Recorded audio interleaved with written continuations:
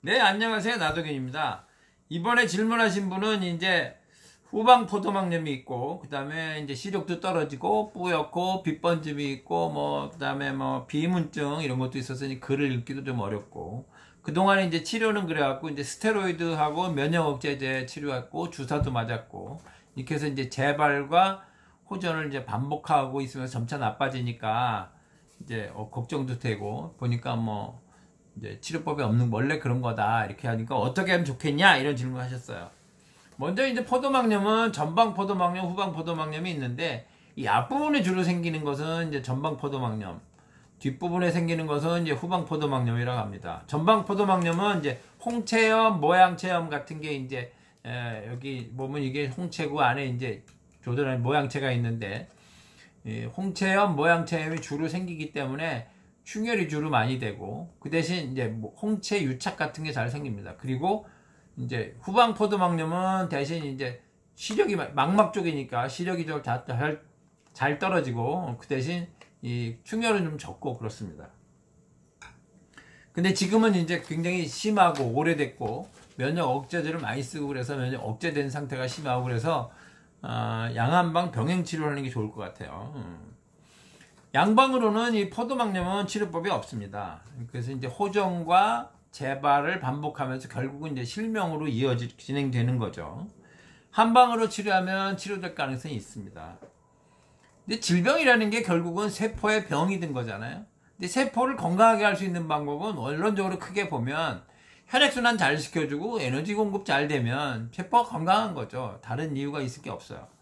근데 이제 양방 치료는 소염제를 쓰는데 소염제는 염증을 억제하는 겁니다. 염증을 억제한다는 소리는 혈액이 증가한 게 염증이니까 혈액을 억제한다는 소리죠. 혈액 공급이 억제되는 거죠.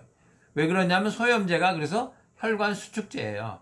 혈관을 수축해서 혈액을 잘 못 가게 하는 거. 이것이 이제 양방 소염제의 작용 기전입니다. 근데 염증은 이제 혈액순환이 증가한 거잖아요. 혈액순환이 증가한 이유는 몸의 그곳에서 문제가 있어서 혈액을 많이 공급을 해달라고 원한 거예요. 혈액이 많이 가서 그곳에 있는 문제를 해결하고 세포를 회복시키고 하는 과정이 염증입니다. 근데 이제 염증이 너무 심해지면 이제 부어 올라가고 오히려 혈액순환이 나빠집니다. 이때는 이제 영약이 중요한 역할을 해요. 급성기에는 양방의 소염제가 중요한 역할을 합니다. 그때는 스테로이드 써야죠. 저도 쓸 때도 있습니다.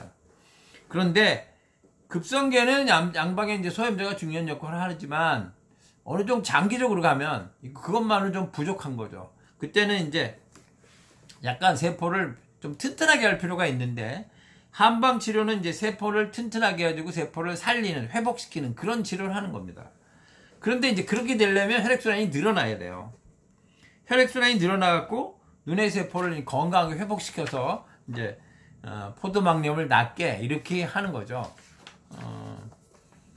염증은 사실 없어져야 되는 거예요. 염증이 없어야 되는 거죠. 염증은 문제가 있는 거니까. 그런데 염증을 억제해서 못 일어나게 하는 것은 양방치료인 건데 염증이 일어날 수는 있지만 염증이 일어날 필요가 없어서 안 일어난 상태, 이것이 건강한 상태인 거죠.